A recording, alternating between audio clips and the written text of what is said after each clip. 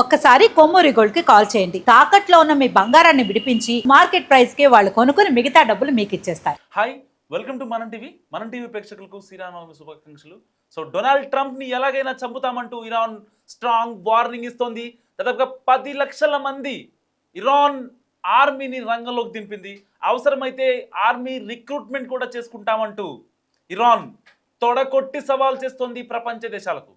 ఇప్పటికే నెతన్యాహుకి ఒక దెబ్బ పడిందంటూ ఇరాన్ చెప్పే మాటలు వింటుంటే నిజంగా మతిపోతోంది డొనాల్డ్ ట్రంప్కి. సో డొనాల్డ్ ట్రంప్ కోసం 10 లక్షల మంది ఆర్మీని దించుతామంటూ ఇరాన్ బహిరంగ సవాల్ చేస్తుంది. సో ఇప్పుడు నెతన్యాహుని కానీ ట్రంప్ని కానీ ఎవరినైనా ఖమేనీ చావుకి ప్రతీకారంగా ఒక్కల్ని చంపుతామంటూ ఇరాన్ తొడగొడుతుంది ప్రపంచ దేశాల మధ్య. సో హార్మోస్ నుంచి ఏదైతే నౌకలు వెళ్తున్నాయో వాటి కింద మొత్తాన్ని సీ మైన్స్ని పెట్టేసింది. తేడా వస్తే షిప్స్ని లేపేస్తామంటూ బహిరంగంగా వార్నింగ్ ఇస్తుంది. సో ఇలాంటి సందర్భంలో ఇటు పిఎంఓ కూడా కాల్ వచ్చింది వైట్ హౌస్ నుంచి. సో ఎట్టి పరిస్థితిలో ప్రధాని మోదీ స్పందించాలి, ఒక మధ్యవర్తిత్వం చేయాలి, అప్పుడు ఈ యొక్క సీజ్ ఫైర్ జరుగుతుందంటూ యుఎస్ రిటైర్డ్ కర్నల్ డగ్లస్ కీలక వ్యాఖ్యలు చేశారు. సో ఇది గడిచిన దాదాపుగా 6 నుంచి 10 గంటల లోపే 3000 మంది సైనికులను ఇరాన్ భూభాగంలోకి దింపింది ఇరాన్. సో ఇప్పటికే ఇరాన్లోని oil refinery and power stations పైన విచ్చలవిడిగా బాంబులు వేస్తుంది అమెరికా. ఆల్రెడీ ఒక రకంగా ఉల్లంఘించేసింది ఆల్మోస్ట్. సో అందుకే ఇరాన్ కూడా బరి తెగించేసింది. ఎట్టి పరిస్థితిలో మా బాధ మేము పడతాం, మీ బాధ మీరు పడండి అని చెప్పి తెగేసి చెప్తుంది ఇరాన్. ఇలాంటి కాన్సిక్వెన్స్లో 10 లక్షల మంది ఆర్మీని దింపింది ఇటు ఇరాన్. కావాలంటే రిక్రూట్మెంట్ చేసుకుంటాం, కానీ ఖమేనీ చావుకు ఎట్టి పరిస్థితుల్లో మేము ప్రతీకారం తీర్చుకుంటామంటూ ఇటు నెతన్యాహుని కానీ ఇటు డొనాల్డ్ ట్రంప్ని కానీ చంపుతామంటూ ప్రపంచ దేశాల ముందు తొడలు కొడుతోంది ఇరాన్. ఇరాన్ తెగిచ్చేసింది, there is no doubt about it. అయితే ఇక్కడ హార్మోస్ జలసంధి దగ్గర మొత్తం బ్లాక్ చేసి కొన్ని వేల షిప్పుల్ని, కొన్ని లక్షల కంటైనర్లను ఆపేసింది. చమురు కోసం, ఇంధనం కోసం కొన్ని దేశాలు వెలవెల్లాడుతున్నాయి. మన దేశంలో అలాంటి సిచ్యువేషన్ కనిపించట్లేదు. కొంచెం ఉంది, ఎల్పిజి ధరల్లో, ఎల్పిజి గ్యాస్ సరఫరాలో కాస్తంత ఇబ్బందికరమైన వాతావరణం ఉంది కాక, కానీ ఇంధనం మాత్రం కొరత లేదు. ఇంకా ఇంధన ధరలు పెరుగుతాయనే సంక్షోభంలో ప్రపంచ దేశాలు కొట్టుమిట్టాడుతుంటే కేవలం ఇండియాలో మాత్రం అలాంటి సిచ్యువేషన్ లేదు. డీజిల్ రేట్లు, పెట్రోల్ తగ్గుతున్నాయి. పెట్రోల్ ధర 2.5 రూపీ పెరిగిందేమో, పెరిగింది కాక, బట్ ఆ యొక్క డౌన్ఫాల్ అనేది ఇప్పుడు మనం చూస్తున్నాం. ప్రపంచ దేశాల్లో బ్యారెల్ ధర పెరుగుతుంటే మన దేశంలో మాత్రం పెట్రోల్ ధర కిందకి వస్తుంది. సో ఇలాంటి కాన్సిక్వెన్స్ 1 కాదు 2 కాదు, ఇప్పుడు డొనాల్డ్ ట్రంప్ ఏదైనా సరే చేయడానికి సిద్ధంగా ఉన్నాడు. అదే 3000 మంది సోల్జర్స్ని పంపించాడు ఇరాన్ మీదకి. వాళ్ళంతా ఇరాన్ భూభాగంలోకి వెళ్తున్నారు. వాళ్ళంతా ఎట్టి పరిస్థితిలో వాళ్ళని మేము చంపేసే వస్తామని చెప్పి 3000 మంది గెరిల్లా లాంటి సైన్యం బయలుదేరింది. 82nd బ్యాచ్ ఇది. సో వాళ్ళ దగ్గర అత్యాధునిక ఆయుధాలు ఉంటాయి, అత్యాధునిక మిసైల్స్ ఉంటాయి. ఎవరు ఏం చేస్తారో తెలియదు. ఆ 3000 మంది అమెరికా నుంచి వచ్చిన వాళ్ళకి ఇది ఒక మైండ్ గేమ్ అనుకోవచ్చు ఒక రకంగా. సో అలాంటి బ్యాచ్ని ప్రపంచ దేశాలు ఎప్పుడూ చూడలేదు. మరి నిజంగా అంత పెద్ద బ్యాచ్ ఏదైతే 3000 మందితో కూడిన 82nd ఏదో చెప్తున్నారో ఈ గెరిల్లా సోల్జర్స్, మరి నిజంగా అంత ఇది ఉంటే అమెరికా ఏ రోజు కూడా భయపడేది కాదు ఇరాన్ మీద భయపడింది అంటే రీజన్ ఏంటి? వాళ్ళ దగ్గర సైనిక శక్తి తక్కువగా ఉంది, వాళ్ళ దగ్గర కొన్ని మిసైల్స్ లేవు, రాడార్ కమ్యూనిటీ కంప్లీట్గా దొబ్బింది.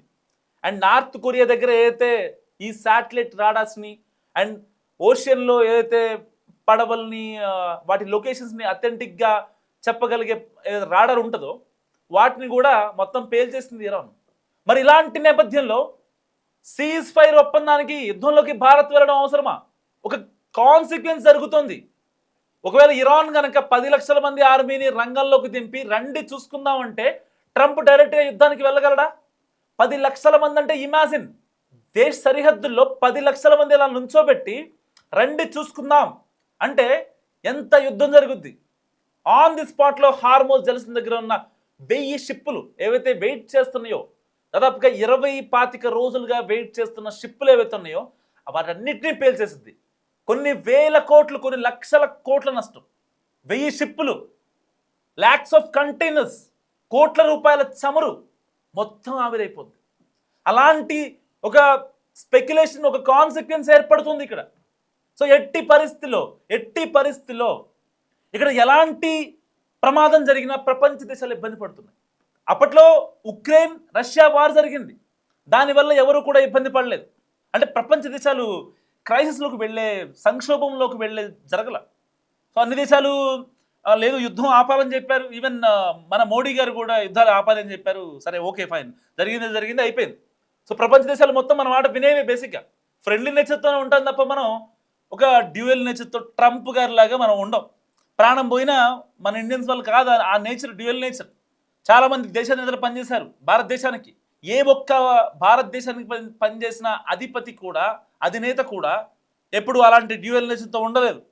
మేబీ అందుకే మనం ఇంత హైట్లో ఉన్నాం. ఇవాళ డైరెక్ట్గా యుఎస్కి రిటైర్డ్ కల్నల్గా పనిచేసినటువంటి డగ్లస్ అనే వ్యక్తి డైరెక్ట్గా మన దేశాన్ని ప్రపంచ స్థాయిలో కూర్చోబెట్టాడు. భారతదేశం ఎంటర్ అయితే నెక్స్ట్ లెవెల్లో ఉంటుంది. సో యుద్ధాన్ని ఆపాలంటే మోడీ గారే, దెర్ ఈజ్ నో పర్సన్ అని చెప్పి ఆయన కరాఖండిగా చెప్పారు. ఒకవేళ పాకిస్తాన్ వచ్చినా సరే దాని బొందనడు మాట్లాడారు. పాకిస్తాన్ వస్తానంటే అదొక పాకి కంట్రీ, అలాంటి కంట్రీతో మనకెందుకని చెప్పారు. మరి ఇలాంటి కాన్సిక్వెన్స్లో ఇరాన్ డొనాల్డ్ ట్రంప్ని చంపగలదా, లేదా నెతన్యాహుని చంపగలదా? ఎవరిని చంపగలదు? ఏమనుకుంటున్నారు మీరు? మస్ట్ కామెంట్ చేసే ప్రయత్నం చేయండి. 10 లక్షల మంది ఆర్మీ, యుఎస్ నుంచి 3,000 మంది వచ్చారు.